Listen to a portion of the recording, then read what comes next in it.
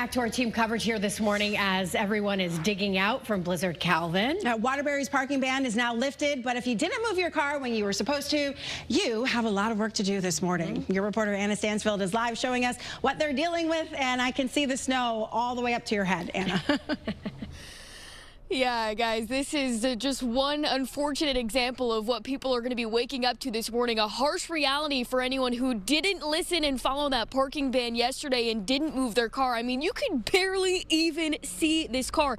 The only evidence really is this little mirror here and a little bit of the top of the windows here. That's all that's really visible of this car here.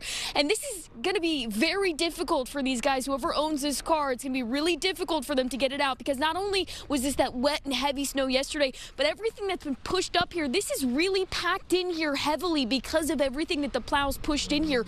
So quite a bit of work ahead for these owners of this car, and this is just one of probably over 100 we saw driving throughout the city that is buried by snow this morning. Now, the parking ban has been lifted. It was lifted at 9 o'clock this morning. You can see, though, there are a couple of city spots that still need to be plowed out. We know that that is a priority for these crews this morning. We've already seen them here out and about trying to clear up these parking spots for anyone who needs to get out and park in the city today now that that parking ban has been lifted. I'm your reporter in Waterbury, Anna Stansfield, Channel 3 Eyewitness News. Yeah, and then in 30 days you'll have a ticket because you didn't move your car, right?